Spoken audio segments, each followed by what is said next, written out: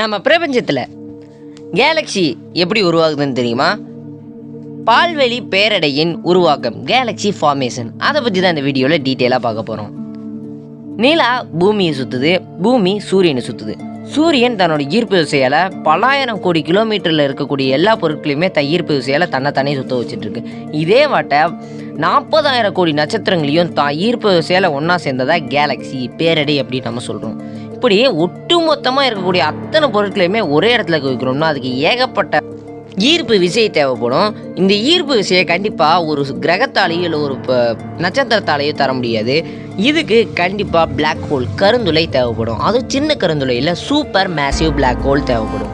இந்த super massive black hole ஒரு பிரபஞ்சத்தில் எப்படி உருவாகும்னு பார்த்தீங்கன்னா, பல பிளாக் ஹோல் இணைந்து ஒரு சூப்பர் மேசிவ் பிளாக் ஹோலாக மாறும். இப்படி மாறுச்சுன்னா பலாயிரம் கோடி ஒளியான தூரத்தில் இருக்கக்கூடிய எல்லா பொருட்களையுமே தன்னை சுத்த வச்சிரும். இதே வாட்டை தான் ஒவ்வொரு கேலக்சியுமே உருவாகும். ஒரு நட்சத்திரம் தன்னோட வாழ்நாள் கடைசியில் இந்த மாதிரி பிளாக் ஹோலாக மாறும். எல்லா வகையான நட்சத்திரமும் கிடையாது.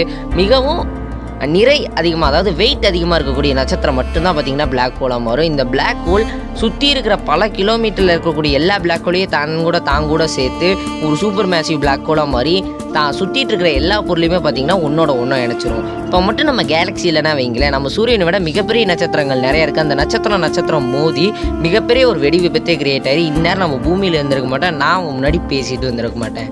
உங்களுக்கு இந்த இன்ஃபர்மேஷன் பிடிச்சிருக்குன்னு நான் நம்புகிறேன். உங்களுக்கு இந்த இன்ஃபர்மேஷன் பிடிச்சுன்னா மறக்காமல் நம்ம சேனலுக்கு சப்ஸ்கிரைப் பண்ணி பக்கத்துல இருக்கிற பெல் பட்டனை கிளிக் பண்ணுங்கள். பை.